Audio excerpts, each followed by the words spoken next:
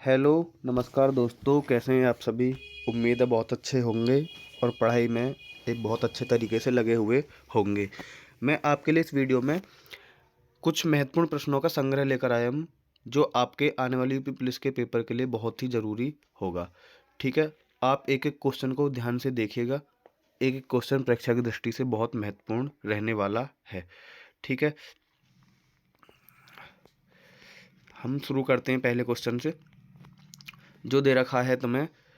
एक विद्यार्थी ने जितने गणित के प्रश्न गलत किए, उससे 3 गुने उसने सही हल किए। यदि उसने कुल 64 गणित के प्रश्न हल किए तो उसने कितने गलत प्रश्न हल किए?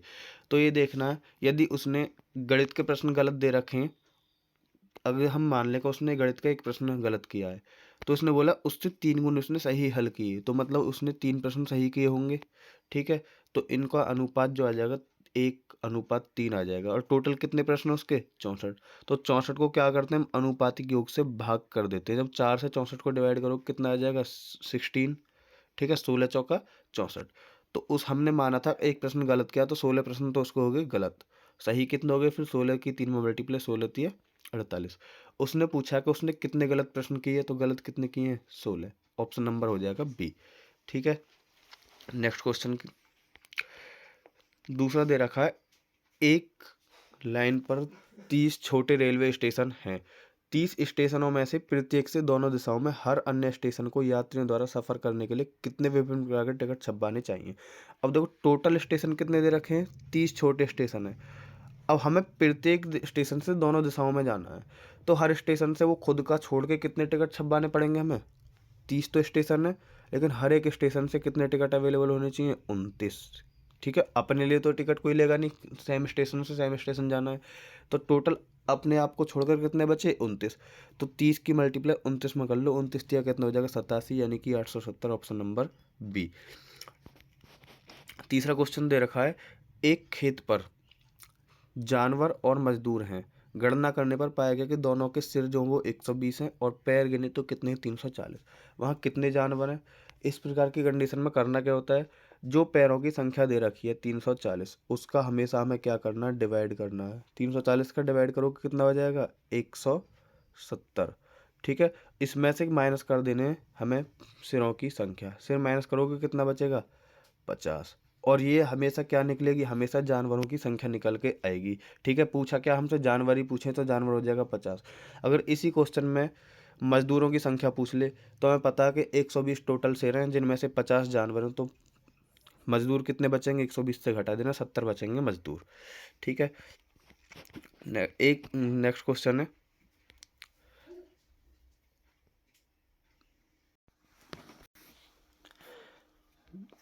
क्वेश्चन है, दिव्या एक केक को 2 अर्धगोलों में काटती है और एक अर्धभाग को समान आकार के छोटे टुकड़ों में काटती है, और प्रत्येक छोटे टुकड़ा का वजन दे रखा है हमें 20 ग्राम। टोटल कितने टुकड़े उसके पास? 7 है। तो इसे कैसे करना? केक मान लो अब कितना? 100% उसके पास केक है। अब उसने 2 भागों में काटा, कितना हो जाएगा? 50 और 50। ठीक है? अब उसने बोला कि टोटल टुकड़े कितने दे रखे हैं? 7। तो एक तो हो जाएगा ये, इसे छोड़ के कितने बचे? 6 टुकड़े। तो इस 50% को हम 6 टुकड़ों में काटेंगे, कितना हो जाएगा? 50/6। और इस 50/6 का मान दे रखा है तो मैं कितना? 20 ग्राम। ठीक है? यहाँ से पता चल जाएगा हम 50%/6 बराबर 20 ग्राम। तो यहाँ से 1% की वैल्यू कितनी आ जाएगी? 20। 1% की वैल्यू आ जाएगी यहाँ से 20 गुणा 6/50। और हमें मान कितने को बताना? हमसे पूछा इसने मूल केक कितना भारी था। मूल केक हमने माना कितना? 100%। तो इसमें 100 की मल्टीप्लाई कर लो, आंसर आ जाएगा कितना हो जाएगा? 50 दूनी 100, 2 छिक्के 12, 12 दूनी 24, यानी कि 240 ग्राम इस क्वेश्चन का सही जवाब हो जाएगा। नेक्स्ट देखते हैं, एक टेलीफोन के डायल में दिए गए सभी अंकों का गुणनफल कितना है? तो टेलीफोन के सभी अंक कितने होते हैं? 0 से लेकर 9 तक अंक रिपीट होते हैं किसी भी मोबाइल नंबर में। ठीक है? और जब हम इनकी सबकी मल्टीप्लाई करेंगे, 0 की किसी भी अंक में मल्टीप्लाई करने पर हमेशा क्या आता है आंसर? 0। इस क्वेश्चन का सही जवाब हो जाएगा 0। ठीक है? नेक्स्ट क्वेश्चन देखते हैं, किसी स्टोर में 5 वस्तुएं दे रखी हैं हमें ए बी सी डी तथा ई, और इनकी कीमत हमें इससे मतलब नहीं है सी का मूल्य कितना है, क्योंकि हमसे पूछा इसमें सबसे महंगा कौन है। तो इसमें यहाँ से करते हैं हम कि इसने दे रखा सी का मूल्य, ए सी से सस्ती है। ए सी से सस्ती है, तो ए से सी को इधर रख लो, ए सी से सस्ती है लेकिन बी से महंगी है। जो ए है वो सी से तो सस्ती है लेकिन बी से महंगी है, बी को रख लो इधर। अब बोल रखा है कि ई सी से महंगी है, तो ई सी के ऊपर आ जाएगा, लेकिन डी से सस्ती है तो डी यहाँ आ जाएगा। ठीक है, अब पूछा कौन सा उत्पाद सबसे महंगा, तो हमने महंगे को महंगा इधर से स्टार्ट किया, तो महंगा कौन सा हो जाएगा, ऑप्शन नंबर ए, डी।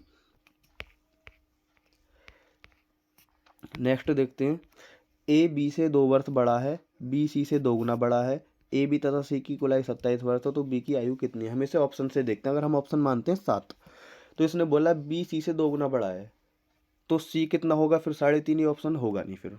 ठीक है, अगर हम 8 देखते हैं, अगर 8 बी को मानते हैं तो सी कितना हो जाएगा 4, और ए कितना हो जाएगा फिर 10, और इनको ऐड करके देखो 27 आना चाहिए, 10 8 18 4 22, ये ऑप्शन भी गलत, 9 हो नहीं सकता है, बचा क्या 10, 10 ही ठीक है। और चेक करना चाहो कर लो, अगर बी को हम 10 मानेंगे तो ये कितना हो जाएगा 12, और जो सी है वो बी से आधा है, मतलब बी सी से 2 गुना, तो सी आधा हुआ, सी कितना हो जाएगा 5, इन्हें ऐड करके देख लो, 10 5 15 12 27, ऑप्शन नंबर डी ठीक हो जाएगा।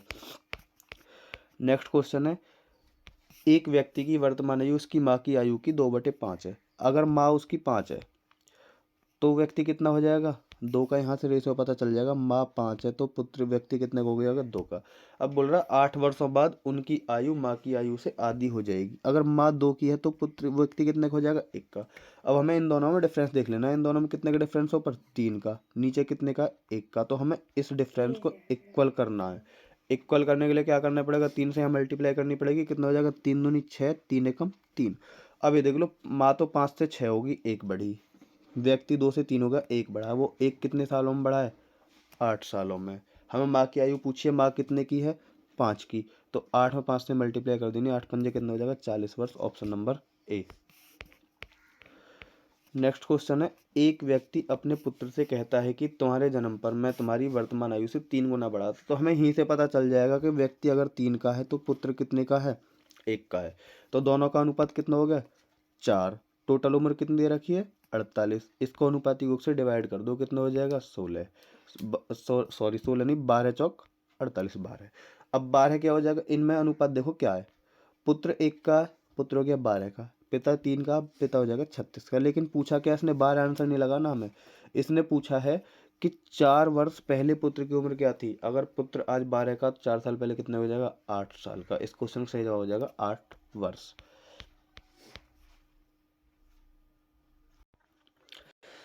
इसमें दे रखा है शान 55 वर्ष का है, साथिया शान से 5 वर्ष छोटा है और बालन से 6 वर्ष बड़ा है। ये मतलब साथिया के बारे में बोल रहा है।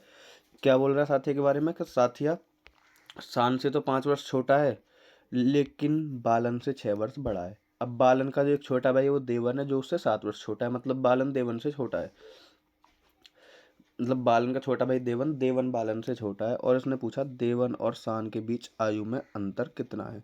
तो हमें शान की उम्र तो पता है 55, और हमें देवन की पता करनी है। अब देखो शान 55 का, साथिया शान से 5 वर्ष छोटा, तो साथिया कितना हो जाएगा 50 का। और साथिया बालन से 6 वर्ष बड़ा है, तो बालन कितने का बचा 44 का। बालन का एक छोटा भाई है देवन, जो उससे 7 वर्ष छोटा है, तो देवन कितने का हो जाएगा फिर 44 माइनस 7 कर दो, कितना बचा बालन 37 का। और बालन 37 है, सॉरी बालन, बालन तो 44 का, लेकिन उसका छोटा भाई जो देवन है उससे 7 वर्ष छोटा है, तो 44 से 7 घटाओ 37, 37 का कौन बचेगा देव, 37 का बचेगा देवन। और हमसे पूछा देवन और शान के बीच आयु में अंतर, मतलब 50 से 37 घटा दो, कितना बचेगा 18। हम इसे डायरेक्टली सॉल्व कर सकते हैं। एक चीज़ देखो, इसमें जितनी भी जो उम्र है वो सब घटते क्रम में दे रखी हैं। जैसे शान 55 का हो गया, साथिया उससे 5 वर्ष छोटी, साथिया उससे छोटी होगी। बालन, बालन से जो साथी है वो 6 वर्ष बड़ा, तो बालन भी साथिया से छोटा हो गया।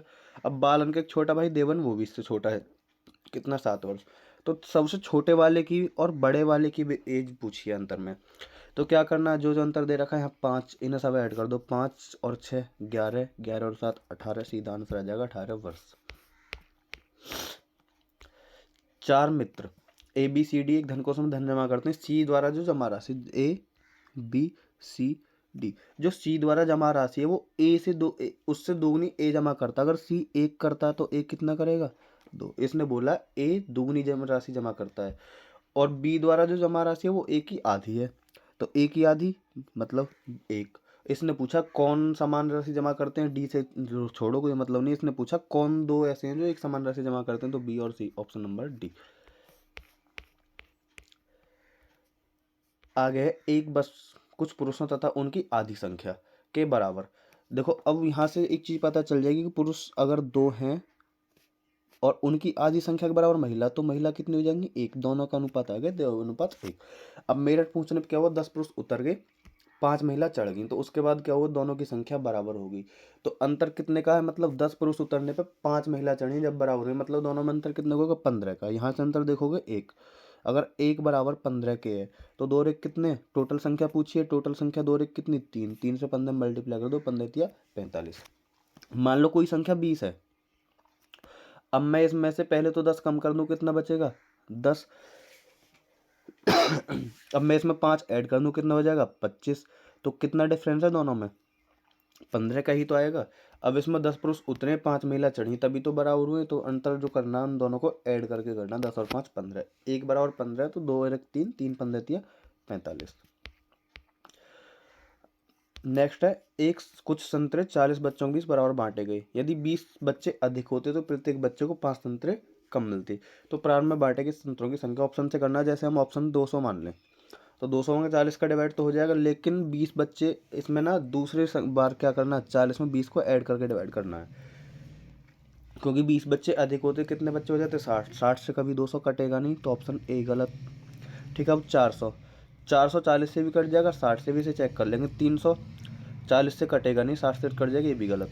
अब ऑप्शन बचे बी और डी, अब इन दोनों को चेक करते हैं। अगर हमने मान लिया ऑप्शन डी 600, ठीक है, ऑप्शन डी अगर हम 600 मानते हैं तो कितने बच्चे पहले, 40। 600 बटे 40 कितना आएगा, 15। ठीक है, अब बोल रहा है अगर 20 बच्चे अधिक होते तो 600, संतरे तो अभी भी हम 600 ही मान रहे हैं। अगर 20 बच्चे अधिक होते तो 600 बटे कितना होता, 60। तो कितने बार जाएगा, 60 बार। ठीक है, अब इसने बोला है कि 15 संतरे कम मिल रहे हैं एक बच्चे को, पहले तो मिल रहे थे 15, अब कितने मिल रहे हैं, 60। तो वास्तव में कितना कम मिल रहा है, 15। ठीक है, सॉरी 10 बार, ये 10 जाएगा, 60 पहले तो मिल रहे थे 15, अब मिल रहे हैं कितने, 10। तो कितने कम मिले, 5 कम मिले। जब 600 में 60 से भाग करोगे तो 10 आएगा। ठीक है, तो ऑप्शन नंबर हमारा डी हो जाएगा, 600। अब ये है एक पंक्ति में 25 वृक्ष एक दूसरे से समान दूरी पर लगाए गए हैं। अब पहले और 25वें वृक्ष के बीच की दूरी दे रखी है 30 मीटर। अब वृक्ष देख लो कितने, पहले और 25वें के बीच में कितने वृक्ष हैं, 24 वृक्ष हैं। तो 24 की वैल्यू कितने के बराबर है तुम्हारी, 30 मीटर के बराबर है। अब इसने पूछा तीसरे और 15वें वृक्ष, मतलब 3 और 15 के बीच कितने का डिफरेंस आ जाएगा, 12 का। तुम्हें 12 की वैल्यू बतानी है। तो 30 किसका मान है, 24 का। तुम्हें कितने का बताना है, 12 का। 12 से 24 को काटोगे 2 बार, 2 से 30 कटेगा 15 बार, 15 मीटर क्वेश्चन का सही जवाब हो जाएगा। नेक्स्ट क्वेश्चन है स्ट्रीट लाइट के सभी पोल सीधी पंक्ति में 50 मीटर के अंतराल से गाड़े गए हैं। पहले और 9वें पोल के बीच की दूरी, पहले और 9वें पोल के बीच कितने हो गए टोटल, 8, और एक के बीच दूरी कितनी है, 50। तो 8 पंजे सीधी मल्टीप्लाई कर दो, 8 पंजे 40, 400 मीटर क्वेश्चन का जवाब हो जाएगा, ऑप्शन नंबर सी। नेक्स्ट और लास्ट क्वेश्चन है कुछ मित्रों ने पिकनिक पर जाने का निर्णय लिया। इस क्वेश्चन को आप होमवर्क में करना, ऐसा सेम क्वेश्चन अभी मैंने एक कराया है कि ऑप्शन से देखना है। जब चलो करा 768 में पहले अगर हम 10 मानते हैं, 10 से डिवाइड करके देखना है, फिर क्या करना है, 4 मित्र ना जाने के कारण, तो मित्र कितने हो जाते, 14। 14 से 768 काट के देख लेना, पहले से 10 से ही नहीं कटेगा, ऑप्शन ही गलत हो जाएगा। होमवर्क में करना और इस क्वेश्चन का कमेंट बॉक्स में जवाब देना है।